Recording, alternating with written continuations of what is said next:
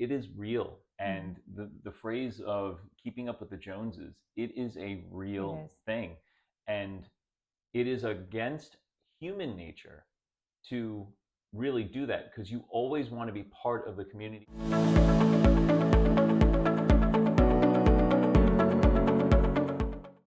Hi, and welcome back to another episode of the Divine Stewardship Podcast. I'm here, as always, with my lovely wife, Corinne. And today we thought we would discuss our failures with our debt-free journey. Which I would like to describe as hiccups. Yes. Speed bumps. There are struggles. You will have struggles, and we thought we would highlight some of the ones that we thought were most notable. Some are maybe minor to you, but maybe were major to us, and vice versa. So what do you think was our biggest hurdle, hiccup, struggle, failure during the entire process? Well, I think the biggest one was when you lost your job and we still had a mortgage. Which time? The first time. The first time. For those who don't know, I've been laid off twice since moving out of the pharmacy, managing the nuclear pharmacy. For those who may not have been listening to the first couple episodes, or know me personally, I am a board certified nuclear pharmacist and have since, during our entire journey of becoming debt free, have been laid off twice. The time I think Corinne is referring to, the very first time, was we were still with debt and we still had our mortgage that we were paying off.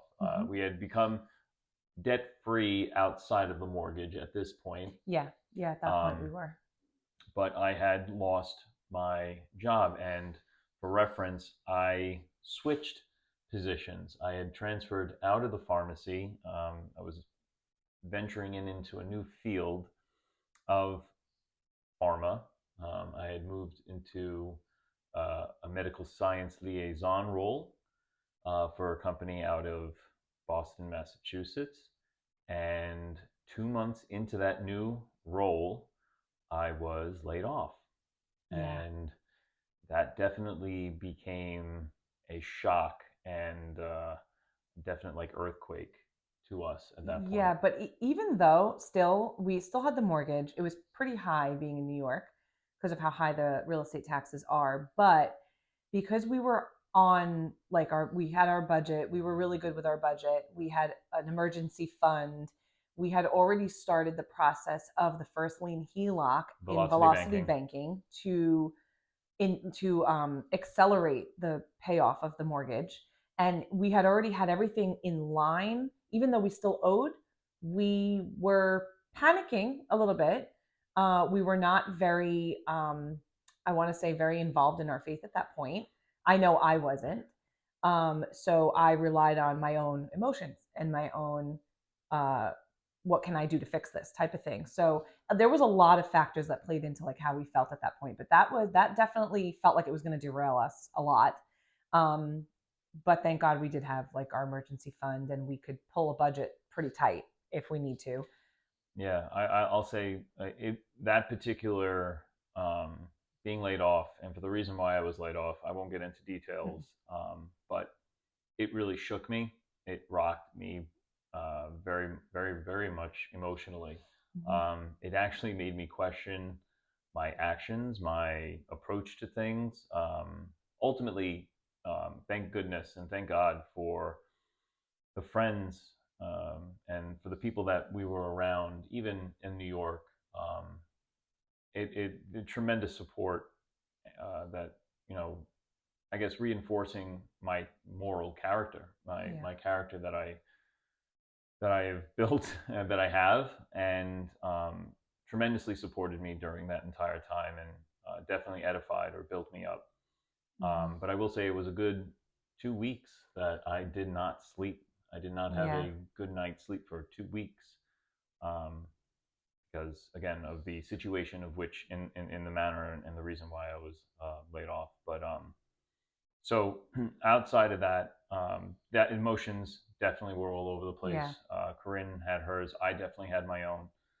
But one thing that I will say when it came to the finances, I honestly wasn't worried about the finances. I was actually more worried about the reason as to why I was fired. I thought Right, that was the right. biggest thing because I never had viewed myself the way that I was being portrayed, Hmm. and luckily, there is not one single person within our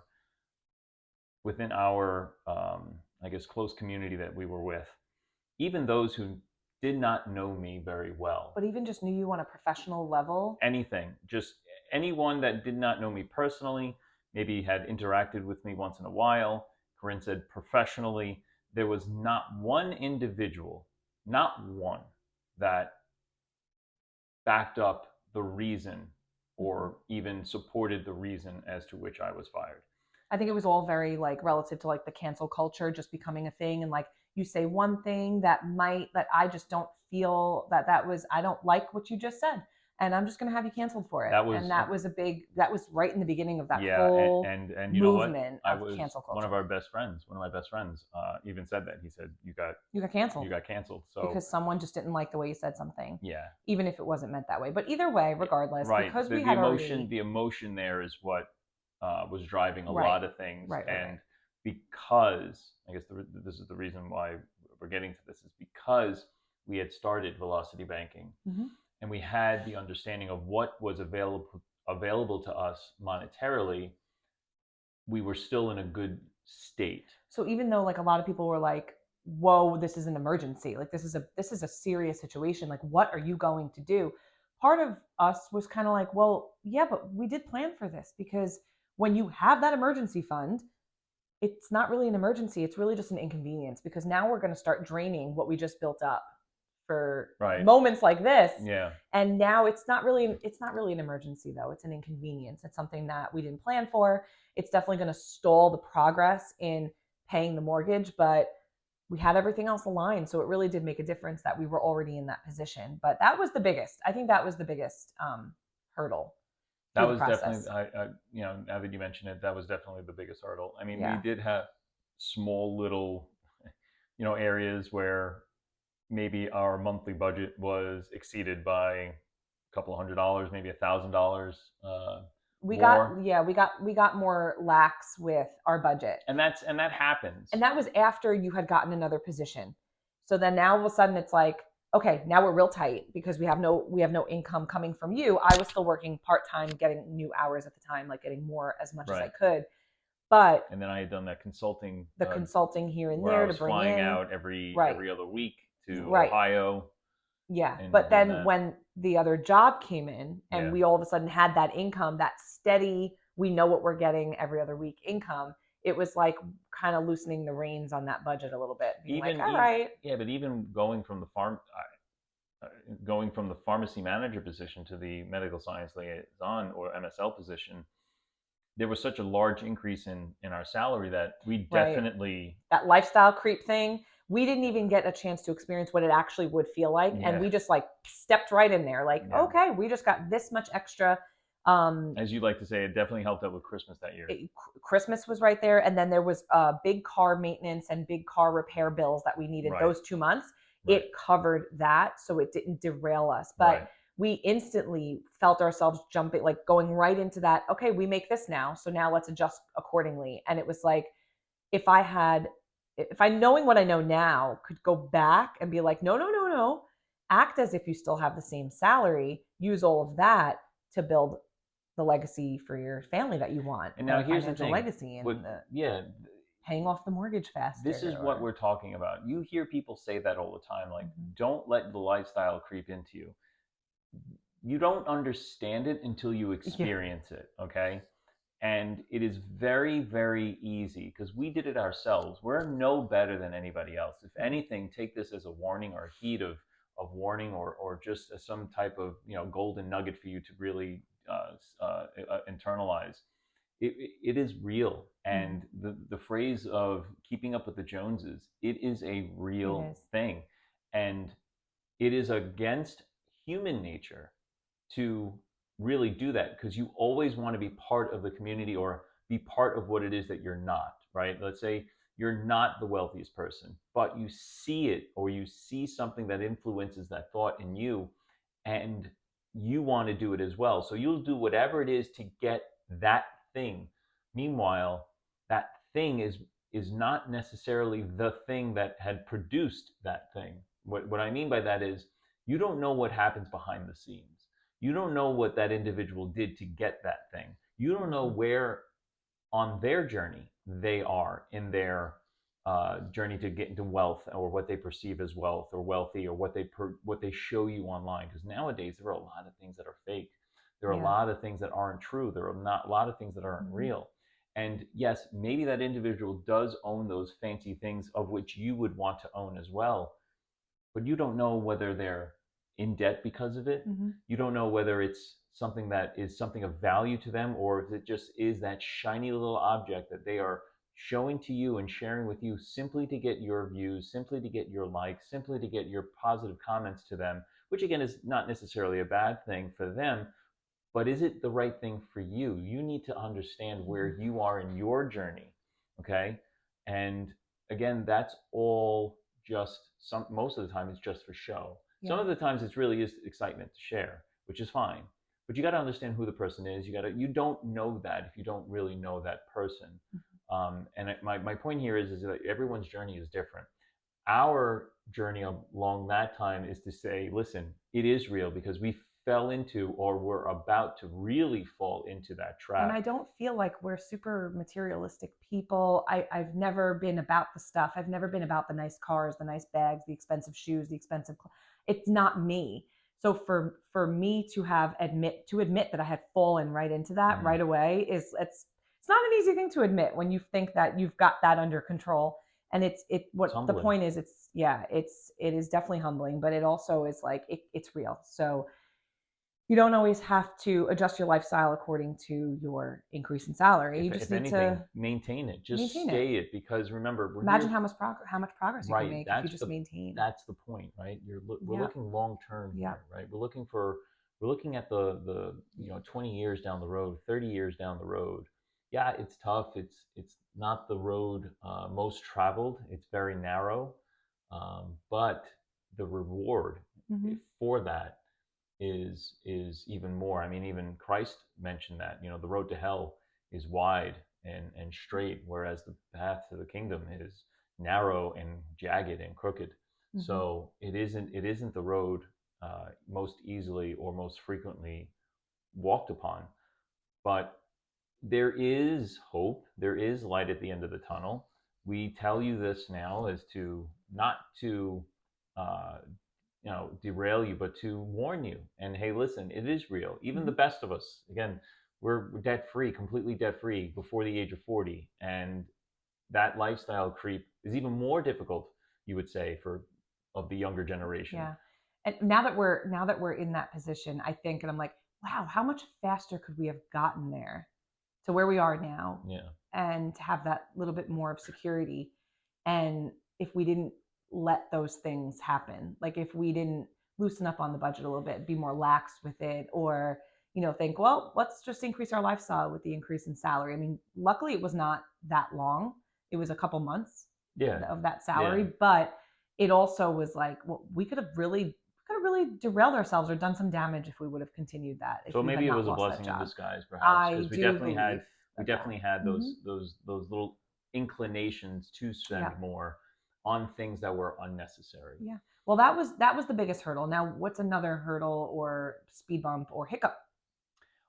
To me, and I know this was something that was bothering you at the time, was when we had switched to velocity banking, going from cash or all cash to the credit card was a big thing for you, because you had become such a master at the envelope system and the cash system. Oh, I mean, I mentioned it several times to many people that is your jam. Yeah, I'm a pen and paper girl. I do not. And a lot of people ask us, or there were a couple of comments about, what app do we use? We didn't use an app. We tried.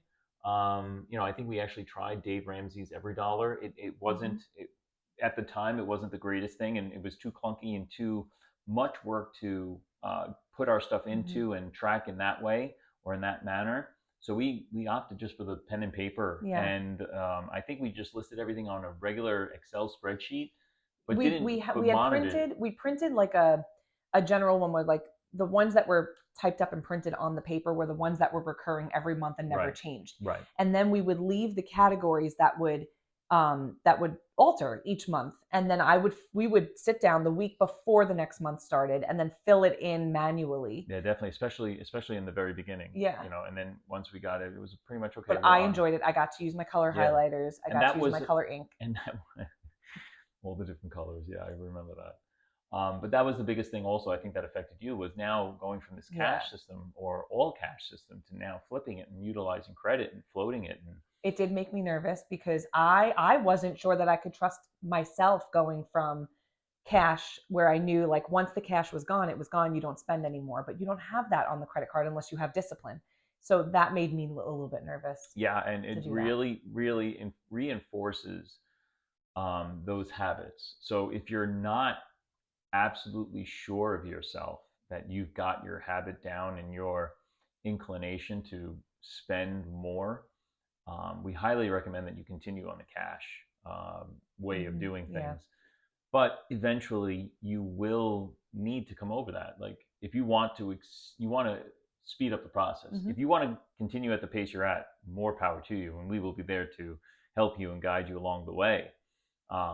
But if you want to go, as I like to say, go with more advanced strategies, then moving away from the cash is going to be the way you're going to need to do it. But at the same time, we will need to have that discussion beforehand, because we don't want to set you up for failure. All right. Our biggest thing here is to set you up for success. And the only way to do that is to make sure you've got those understandings and those inclinations under control of spending more. Yeah. Because again, when you're using other people's money, it is very easy to spend more than you're capable of handling. Right. Yeah, that's true.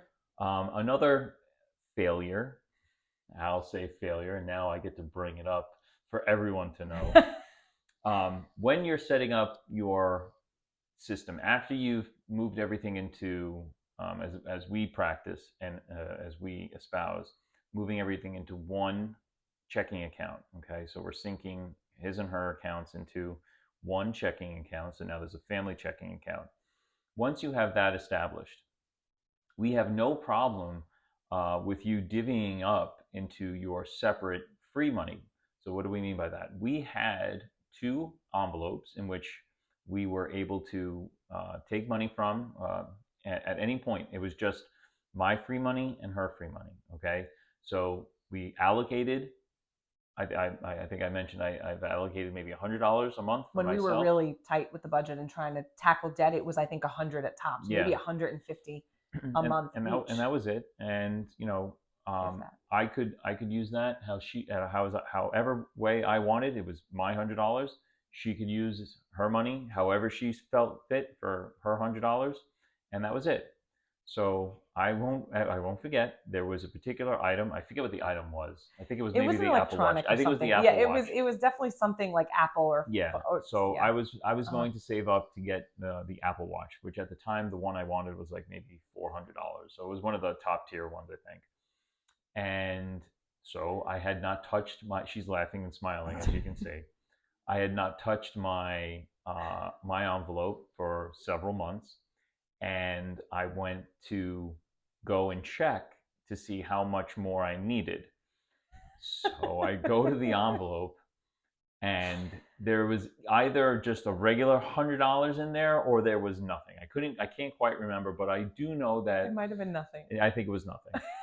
He's trying to be nice. There was an instant moment of like shock, and I'm like, what just happened? Am I looking in the wrong envelope? Yeah, and I kept looking, and then finally I go to my wife and I'm like, hey, hon, I don't know, are you putting my money in some other envelope? Is it here? Because it's labeled Chris miscellaneous, meaning Chris miscellaneous, but there's nothing there. So maybe you're putting it somewhere else. Can you help me understand where that money is? So because we may not have communicated exactly what the intentions of those envelopes were, in my mind, it was, okay, we get this for the month. And then once the month is over, we reset back to zero, and then everything gets put back into the envelopes. So let's say, for instance, maybe we hosted a few extra times during that month, and I needed to pull from like my miscellaneous, or from maybe we didn't use as much gas money that month. I put it into grocery. Maybe we can get more stuff for, when we're entertaining and hosting and all of that. So I'm thinking, oh, okay, so there's nothing he wants. There was no communication of him saving for the item he was saving for, which communication is key. And when the money was left over at the end of the month, if I was running low on my miscellaneous, or running low on groceries or clothing, or whatever the case may be, whatever we had allocated, I would pull from wherever there was money left. Well, Chris always had money left in his, because little did I know, he was saving for something bigger, but I was unaware. Because I'm the saver. Because he's the saver and I'm the spender. So it got spent. One way or another, it got spent, whether it was on groceries or clothing or extra Corinne miscellaneous. But now... Extra Corinne miscellaneous? Well, because it was left over, and if I just needed a few extra bucks, I'd go into yours. There is something I was not even aware of. Oh, it went into anything that was depleted. Okay. Anything. So that is a major no-no. So just communicate with each other to make sure that doesn't happen, because I wouldn't have done that if I knew he was So when saving. you're setting up the envelopes, okay, if you want to write in big bold letters, your name, miscellaneous, and do not touch for any reason before asking me. Because here's the thing, I would have obviously said yes. Like, if we need to roll over into something else, fine. Depending on what it was, Amazon? No. So depending on what that was, if it went to hosting an event or an engagement, holiday, or something at the time, or a gift for someone, absolutely, I have no issue with that. But for anything, it didn't matter. Whatever was needed, asking is always the right way to go. First, before taking. So this is not one of those situations in where you do and then ask for forgiveness afterwards, right? It's always better to ask. Okay. Well, now I know for next time. Yeah, now you know for next time. Thank you for forgiving me. Yeah, you are forgiven, for sure. Remember, forgiveness is for you, not for me. And I still have not gotten that Apple Watch. Okay. You have a watch. This is a watch. It is not the Apple Watch. Just so that we know, I no longer could afford the Apple Watch because I didn't have the money anymore. All right. So I had to go with some. He's laying it on thick. He's laying it on thick. So yes, other than that, I can't think of any other hurdles or speed bumps or whatever. I think the ones that we covered were really the ones that I remember. Do you remember any other ones? Major ones during the journey? No. I think financially we were fine because we had all those principles, we had all those habits instilled and practiced for a while. We were able to make the transitions better and easier and faster. And when we did have these hiccups, we recognized them. We recognized them and quickly remedied them, so that we can just keep moving forward. And we were in constant communication with. And that's the thing. You got to keep moving forward, right? Yeah. You don't want to fall back. And if you do fall back for whatever the reason, if you are working with someone, which hopefully is us, you must. This is a big thing. Do not hide it. Okay? Yeah. Bring it to us. We want to be there to support, to lend a voice of calming, of confirming you're on the right path, edifying. We want to make sure that we're encouraging you and that we are working together on a temporary fix for the long haul, right? That's the whole point. If we need to take 2 steps back in order to take a leap forward, so be it. This isn't a sprint. This is a marathon. There could be several moving parts, but we want to make sure that we're in constant communication and that we're working with you. When you work with us, you have us, right? You just don't have me. You don't just have Corinne. You have both of us. So if it's a couple, a family, you have an extra 2 brains here, an extra 4 eyes that are looking at the same situation you guys are. And the Bible talks about where there is many counselors, it makes a person wise. There's a wise person has many counselors, right? Again, Book of Proverbs. So it's good to have counsel or several people for advice. It's good to have that. And it's even better to learn from what someone else has already done, the mistakes that someone else has already What are made. mentors?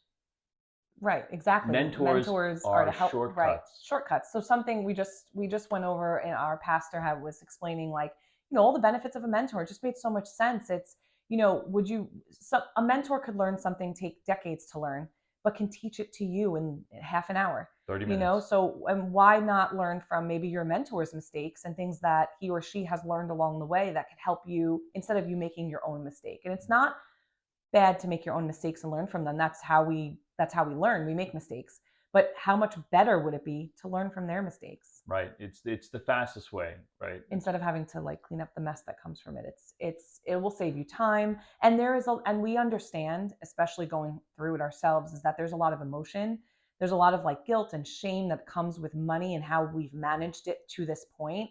But you can't go backwards. So Right. the only thing you can do for your family is to make sure that you're doing the right thing and you're getting the right mentor to help you out to move forward, because you can't start planning your family's legacy from 10, 15 years ago. You can start from today. Right. So it doesn't make sense to go back and feel guilty or shame about the way that you may have stewarded or not stewarded well your money up until this point.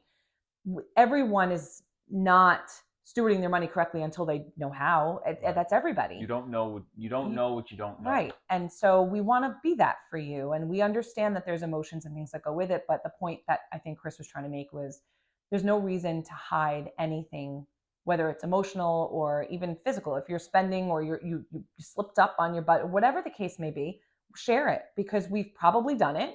And we've probably went through it and learned from us, and we'll get you back on track. So it's just important not to focus on what we did, but what we're going to do. Yep. And what we're going to do together. Absolutely.